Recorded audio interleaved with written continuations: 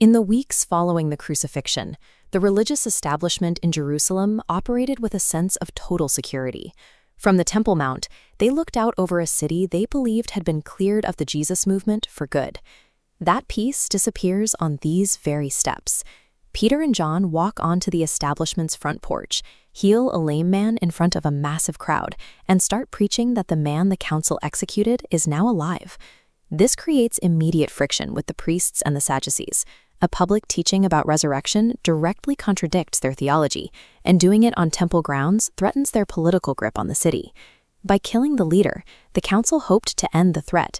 Instead, the execution became the foundational message for a louder, bolder movement operating right in the center of the capital.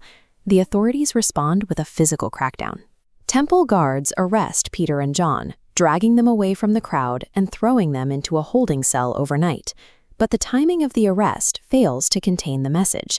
By the time the guards arrived, the crowd had already seen the healed man and internalized the sermon.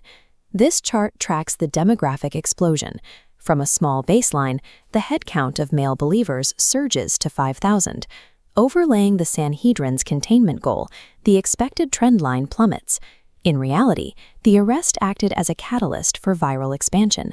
By attempting to quietly sweep 2 local fishermen under the rug, the establishment provided the exact public friction required for the movement to achieve massive growth. The next morning, Annas, Caiaphas, and the high priest's inner circle assemble to confront the 2 fishermen. The weight of Jerusalem's highest religious authority fills the room.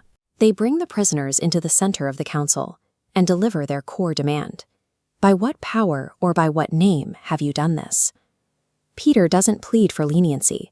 Instead, he turns the interrogation into a direct prosecution of the men sitting on the bench. He explicitly names Jesus of Nazareth. He then reminds the council that they were the ones who crucified him, before declaring that God overruled their execution by raising Jesus from the dead. Peter uses a specific architectural metaphor from the Psalms to challenge them. He tells the council they are the builders who threw away a stone, only to find out that specific stone is now the foundation of the entire structure. The Sanhedrin engineered this trial to extract a submission. Instead, they built a platform for their own prisoners to publicly indict the judges.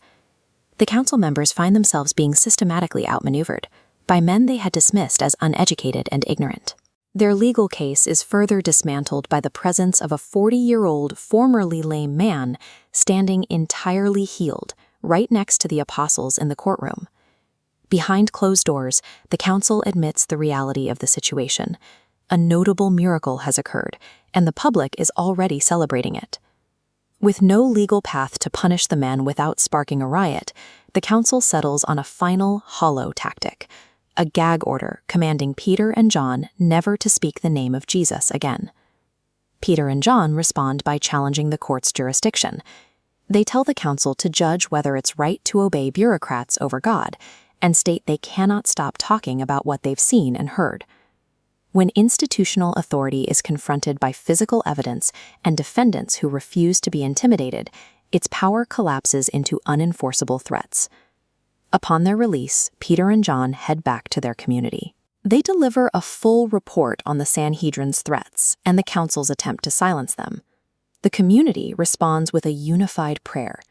Focusing on this stone, which bears the name of Pontius Pilate, we see a physical reminder of the entrenched political powers the believers were now openly challenging. The group doesn't ask for a place to hide. They ask God to look at the council's threats and grant them the boldness to keep preaching and healing in public.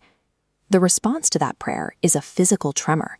The room where they are gathered shakes, and the group leaves the building with more conviction than they had before the arrest. Intimidation tactics did not produce caution. Instead, the pressure functioned as the fuel needed to ignite a radical energy within the early church. External pressure from the Sanhedrin forges the believers into a single cohesive unit, described by contemporaries as having one heart and one soul. This chart illustrates the economic reorganization that followed. Individuals sell their private lands and houses, pooling the wealth into a central distribution hub that ensures no one in the group lacks the basics. A Levite from Cyprus named Barnabas becomes a prime example of this system.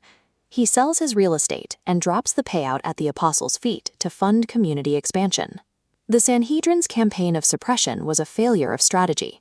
By attempting to silence a local group, they accidentally forged a fearless, radically generous superpower that would eventually change the world.